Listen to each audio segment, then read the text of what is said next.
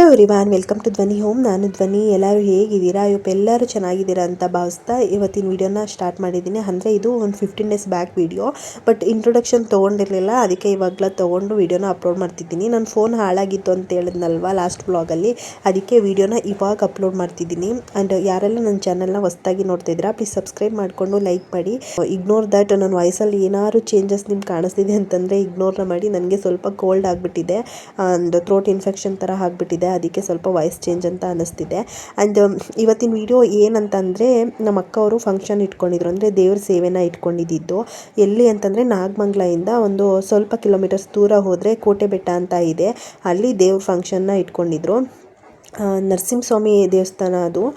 ತುಂಬ ಚೆನ್ನಾಗಿತ್ತು ದೇವಸ್ಥಾನ. ಅಂತ ಅಂದರೆ ಅವರು ಪ್ರೆಗ್ನೆಂಟ್ ಇದ್ದಾಗ ಅರ್ಕೆನ ಮಾಡ್ಕೊಂಡಿದ್ದಂತೆ. ಮಗು ಎಲ್ಲ ಆದಮೇಲೆ ನಾವು ಬಂದು ಇಲ್ಲಿ ಮೇಕೆ ಇದೆಲ್ಲ ಕಟ್ ಮಾಡಿಬಿಟ್ಟು ದೇವ್ರಿಗೆ ನೈವೇದ್ಯಕ್ಕೆಲ್ಲ ಕೊಡ್ತೀವಿ, ನಾನ್ ವೆಜ್ ಊಟನ ಅಂತ ಅರ್ಕೆ ಮಾಡ್ಕೊಂಡಿದ್ದಂತೆ. ಇಲ್ಲಿ ನಾನ್ ವೆಜ್ ಅಡುಗೆನೇ ಮಾಡೋದು.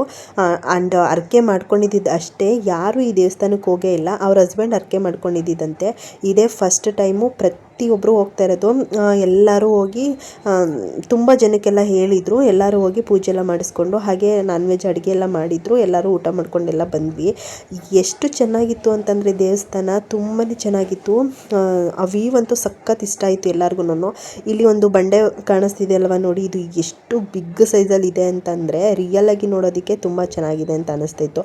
ಆ್ಯಂಡ್ ಬೆಟ್ಟ ಹತ್ತುತ್ತಾ ಇದ್ದೀವಿ ನಾವು, ಅಂದರೆ ಮೇಲ್ಗಡೆವರೆಗೂ ವೆಹಿಕಲ್ಸ್ ಎಲ್ಲ ಹೋಗುತ್ತೆ. ಫುಲ್ಲು ಬೆಟ್ಟ ಹತ್ತುತ್ತಾ ಇದ್ರೂ ಈ ಥರ ಬಂಡೆ ಥರನೇ ಇದ್ದಿದ್ದು.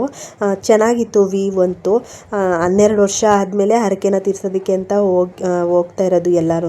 3 ಮೇಕೆನ ಬಿಟ್ಟಿದ್ದು ಈ ಫಂಕ್ಷನ್ನ ಮಾಡೋದಕ್ಕೆ. ಫಂಕ್ಷನ್ ಇದ್ದಿದ್ದು ಭಾನುವಾರ. ಹಾಗೆ ಈ ದೇವಸ್ಥಾನದಲ್ಲಿ ಏನಾದರೂ ಹರಕೆ ಮಾಡಿಕೊಂಡ್ರೆ ಅದೆಲ್ಲ ನಿಜ ಆಗುತ್ತೆ ಅಂತ ಹೇಳ್ತಾರೆ. ಆ್ಯಂಡ್ ಎಕ್ಸ್ಪೆಷಲಿ ಮಕ್ಕಳು ವಿಷಯದಲ್ಲಿ, ಅಂದರೆ ಮಕ್ಕಳು ಭಾಗ್ಯ ಬೇಕು ಅಂತ ಅಂದ್ಬಿಟ್ಟು ಕೇಳ್ಕೊಂಡ್ರೆ ಸಂತಾನ ಆಗುತ್ತೆ ಅಂತ ಹೇಳ್ತಾರೆ. ಇವರು ಅಷ್ಟೇ ಮಗು ವಿಷಯದಲ್ಲೇ ಮಾಡ್ಕೊಂಡಿದ್ದು. ಇಲ್ಲಿ ಹೋಗಿ ಬಂದ ಮೇಲೆ ಅವ್ರಿಗೆ ಕನ್ಸೀವ್ ಏನೋ ಆಗಿದ್ದಂತೆ. ನಾವು ದೇವಸ್ಥಾನ ಹತ್ರ ರೀಚ್ ಆದ್ವಿ. ಇಲ್ಲಿಂದ ಮೇಲ್ಗಡೆ ನಡ್ಕೊಂಡು ಹೋಗೋಕ್ಕೆ ಒಂದು ಜಾಗ ಇದೆ. ಆ್ಯಂಡ್ ಇಲ್ಲಿ ಪಕ್ಕದಲ್ಲೂ ಕಾರೆಲ್ಲ ವೆಹಿಕಲ್ಸ್ ಎಲ್ಲ ಇಲ್ಲಿ ಸ್ಟಾಪ್ ಮಾಡ್ಬೋದು, ಅಲ್ಲಿಂದನೂ ಹೋಗ್ಬೋದು. ಬಟ್ ನಾವು ಇಲ್ಲಿಂದ ಹೋಗೋಣ ಅಂದ್ ಯಾರು ಸ್ಟೆಪ್ಸ್ ಎಲ್ಲ ಹತ್ಕೊಂಡು ಹೋಗ್ತಾರೆ ಅಂತ ಅಂದ್ಬಿಟ್ಟು ದೇವಸ್ಥಾನ ಪಕ್ಕಕ್ಕೆ ಹೋದ್ವಿ. ಬಟ್ ಸಂಡೇ ಆಗಿರೋದ್ರಿಂದ ಸಿಕ್ಕಾಪಟ್ಟೆ ರಶ್ ಇತ್ತು. ಅಲ್ಲಿ ಕಾರ್ ಪಾರ್ಕಿಂಗ್ ಮಾಡೋಕ್ಕೂ ಕೂಡ ಜಾಗ ಇರಲಿಲ್ಲ. ಎಲ್ಲ ವೆಹಿಕಲ್ಸು ಹಿಂದೆ ಬರ್ತಾ ಇತ್ತು. ಆಮೇಲೆ ಸ್ಟೆಪ್ಸ್ ಹತ್ಕೊಂಡೇ ಹೋದ್ವಿ. ಏನಾಯಿತು ಗೊತ್ತಾ, ಹಬಿ ರಿಟರ್ನು ಯಾರನ್ನೋ ಕರ್ಕೊಂಡು ಬರಬೇಕು ಅಂದ್ಬಿಟ್ಟು ಅವರು ನಮ್ಮನ್ನ ದೇವಸ್ಥಾನದ ಹತ್ರ ಬಿಟ್ಬಿಟ್ಟು ಹೊರಟೋಗ್ಬಿಟ್ರ. ಪಾಪುನ ಎತ್ಕೊಂಡು ನಾನೇ ಸ್ಟೆಪ್ಸ್ ಎಲ್ಲ ಹತ್ತಿದ್ದೀನಿ. ಸಿಕ್ಕಾಪಟ್ಟೆ ಸುಸ್ತಾಗಕ್ಕೆ ಸ್ಟಾರ್ಟ್ ಆಗಿಬಿಡ್ತು. ಆ್ಯಂಡ್ ಸ್ಯಾರಿ ಬೇರೆ ವೇರ್ ಮಾಡಿರೋದ್ರಿಂದ ಸುಸ್ತಾಗ್ತಿತ್ತು. ಬಟ್ ಏನು ಮಾಡೋದು, ಹೋಗಲೇಬೇಕಲ್ಲ ಅಂತ ಅಂದ್ಬಿಟ್ಟು ಸ್ವಲ್ಪ ದೂರ ಹತ್ತೋದು, ಹಾಗೆ ನಿಂತ್ಕೊಳ್ಳೋದು, ಈ ಥರ ಮಾಡಿಕೊಂಡು ಮೇಲೆ ಹತ್ತಿದ್ವಿ. ತುಂಬ ಸ್ಟೆಪ್ಸ್ ಏನಿಲ್ಲ, ಒಂದು ಸ್ವಲ್ಪ ಸ್ಟೆಪ್ಸೇ ಇರೋದು, ಆದ್ರೂ ಸುಸ್ತಾಗ್ಬಿಡುತ್ತೆ. ಆ್ಯಂಡ್ ಮಕ್ಕಳನ್ನ ಎತ್ಕೊಂಡು ಹತ್ತಕ್ಕಂತೂ ಆಗೋದೇ ಇಲ್ಲ. ನಮ್ಮ ಪುಟಾಣಿ ಮಲ್ಕೊಂಡ್ಬಿಟ್ಟಿದ್ರು, ಅವ್ರಿಗೆ ನಿದ್ದೆ ಬಂದುಬಿಟ್ಟಿತ್ತು. ನಾವಿಲ್ಲಿ ಹೋಗಿ ಸ್ಟಾಪ್ ಮಾಡಿದ ತಕ್ಷಣ ಎದ್ಬಿಟ್ರು. ನೀವು ನೋಡ್ತಾ ಇರ್ಬೋದು, ಅವಾಗ ಬಿಸಿಲು ಜಾಸ್ತಿ ಇತ್ತು, ಎಷ್ಟು ಸ್ವೆಟ್ ಆಗ್ತಿದ್ದೀವಿ ಅಂತ ಅಂದರೆ. ಹಾಗೆ ಸ್ಟೆಪ್ಸ್ ಬೇರೆ ಹತ್ತಿದ್ವಲ್ವ, ಇನ್ನೂ ಸ್ವೆಟ್ ಆಗ್ತಾಯಿತ್ತು. ಬಟ್ ಮೇಲ್ಗಡೆ ಹತ್ತೋವರೆಗೂ ಸ್ವಲ್ಪ ಕಷ್ಟ ಅಂತ ಅನ್ನಿಸ್ತಿತ್ತು. ಮೇಲೆ ಹೋದ್ಮೇಲೆ ಆ ವ್ಯೂ ಏನು ನೋಡ್ತಿದ್ದೀವಿ, ಎಷ್ಟು ಚೆಂದ ಇತ್ತು ಗೊತ್ತಾ. ಇಲ್ಲಿ ಕಾಣಿಸ್ತಿದೆಯಲ್ವ ಬ್ಯಾಕ್ಗ್ರೌಂಡು, ಇದೆಲ್ಲ ಬಿಗ್ಗು ಕೆರೆ ಅಂತೆ. ಬಟ್ ಅಷ್ಟೊಂದೇನು ನೀರಿರಲಿಲ್ಲ, ತುಂಬ ಚೆನ್ನಾಗಿತ್ತು ಮೇಲಿಂದ ನೋಡೋದಕ್ಕೆ. ಹಾಗೆ ನಾಗಮಂಗಲ ಸಿಟಿ ಎಲ್ಲ ಕೂಡ ಕಾಣಿಸ್ತಾ ಇತ್ತು. ಮೇಲೆ ಹೋಗಿ ಸ್ವಲ್ಪ ಹೊತ್ತು ರಿಲ್ಯಾಕ್ಸ್ ಮಾಡಿದ್ವಿ. ಆ್ಯಂಡ್ ಇನ್ನು ಪೂಜೆ ಇದೆಲ್ಲ ಏನೂ ಸ್ಟಾರ್ಟ್ ಆಗಿರಲಿಲ್ಲ. ಬಟ್ ಎಲ್ಲರೂ ವೆಯ್ಟ್ ಮಾಡ್ತಾಯಿದ್ರು.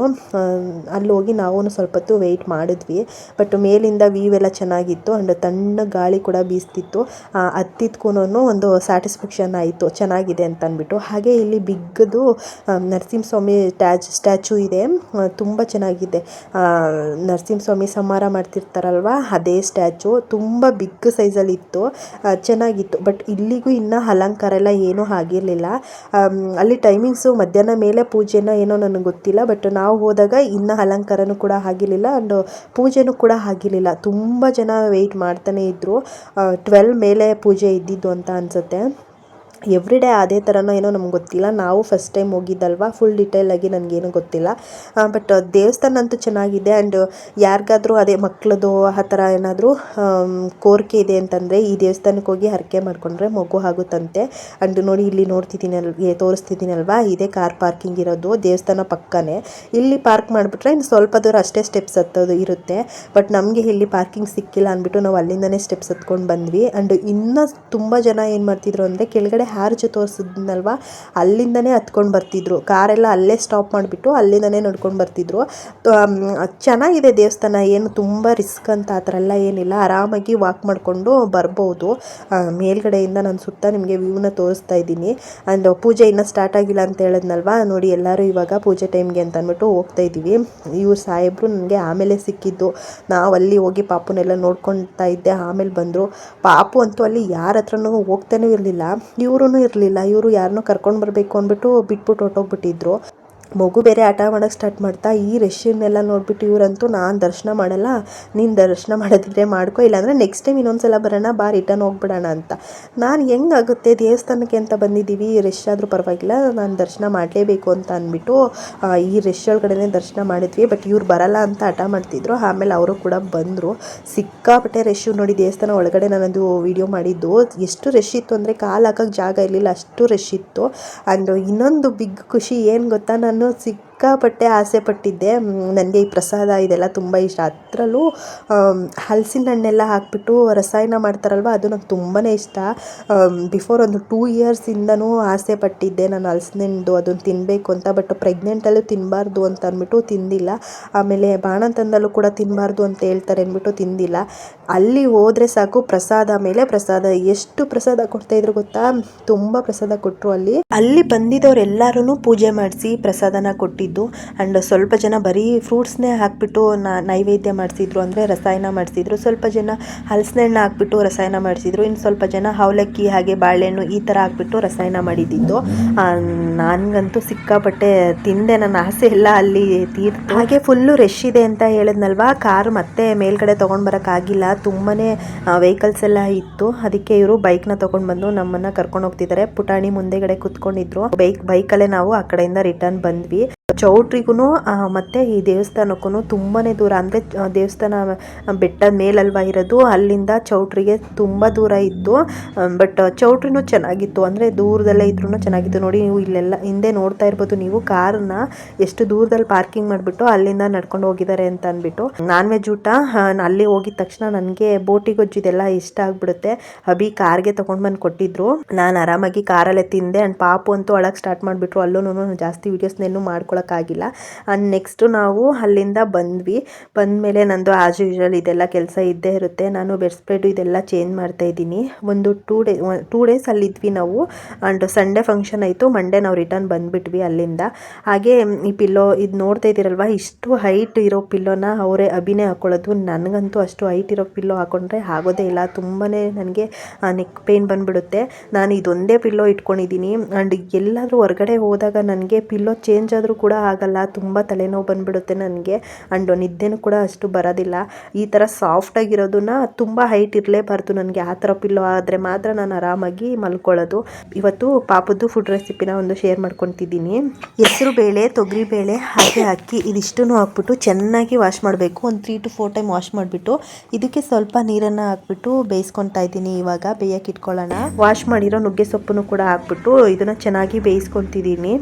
ಇದಕ್ಕೆ ಸ್ವಲ್ಪ ಸಾಲ್ಟನ್ನು ಹಾಕ್ಬಿಟ್ಟು ಬೇಯಿಸ್ಕೊತಾ ಇದ್ದೀನಿ. ಫಸ್ಟ್ ಏನು ಮಾಡ್ತಿದ್ದೆ ಗೊತ್ತಾ, ಪಾಪುಗೆ 1 ಇಯರ್ ಆಗೋಕ್ಕೂ ಮುಂಚೆ ನಾನು ಸಾಲ್ಟ್ ಎಲ್ಲ ಕೊಡ್ತಾ ಇರಲಿಲ್ಲ. ಅದೇ ಒಂದು ಬಿಗ್ ಸ್ಟೋರಿ ಆಗಿಬಿಟ್ಟಿದೆ, ನಾನು ನೆಕ್ಸ್ಟ್ ಹೇಳ್ತೀನಿ. ಆ್ಯಂಡ್ ಇಲ್ಲಿ ಚೆನ್ನಾಗಿ ಕುಕ್ ಆಗಿದೆ, ಇವಾಗ ಬೇಯಿಸ್ಕೊಂಡಾಗಿದೆ ಅಲ್ವಾ. ಇದಕ್ಕೆ ಇದನ್ನು ಸ್ವಲ್ಪ ಸ್ಮ್ಯಾಶ್ ಮಾಡೋ ಥರ ಮಾಡ್ಕೊತಿದ್ದೀನಿ. ಆ್ಯಂಡ್ ಇದಕ್ಕೆ ಸ್ವಲ್ಪ ನಾನು ಪೆಪ್ಪರ್ ಪೌಡರು ಹಾಗೆ ತುಪ್ಪನ ಹಾಕ್ಬಿಟ್ಟು ಚೆನ್ನಾಗಿ ಮಿಕ್ಸ್ ಮಾಡಿಬಿಟ್ಟು ಪಾಪುಗೆ ತಿನ್ನಿಸೋದು ಅಷ್ಟೇ. ತುಂಬಾ ರುಚಿಯಾಗಿರುತ್ತೆ. ಆ್ಯಂಡ್ ಮಧ್ಯಾಹ್ನ ಟೈಮ್ ಈ ಥರ ಮಾಡಿ ಕೊಡ್ತೀನಿ ನನ್ನ ಪಾಪುಗೆ. ಪಾಪುನು ಆರಾಮಾಗಿ ಎಂಜಾಯ್ ಮಾಡ್ತಾರೆ. ಹಾಗೆ ಪಾಪುಗೆ ನೀರಂದರೆ ತುಂಬಾ ಇಷ್ಟ. ಆ್ಯಂಡ್ ನಾವು ವಾಶ್ರೂಮ್ಗೆ ಏನಾದರೂ ಕರ್ಕೊಂಡೋದ್ರೆ ಸಾಕು, ಅದರಲ್ಲಿ ಬಕೆಟಲ್ಲಿ ನೀರು ಬಿಟ್ಕೊಂಡು ಆಟ ಆಡ್ತಿರ್ತಾರೆ. ಬಟ್ ನಾವು ಪಾಪು ಜೊತೆನೇ ಇರ್ತೀವಿ.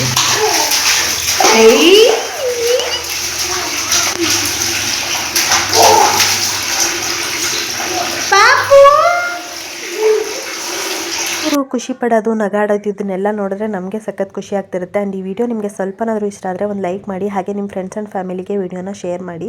ಸಿಗೋಣ ನೆಕ್ಸ್ಟ್ ವಿಡಿಯೋದಲ್ಲಿ. ವಿಡಿಯೋನ ಯಾರೆಲ್ಲ ಕೊನೆವರೆಗೂ ನೋಡಿದ್ದೀರಾ, thank you so much. Video ಹೇಗಿತ್ತು ಅಂತ ಕಮೆಂಟ್ ಮಾಡಿ ತಿಳಿಸಿ. Thank you.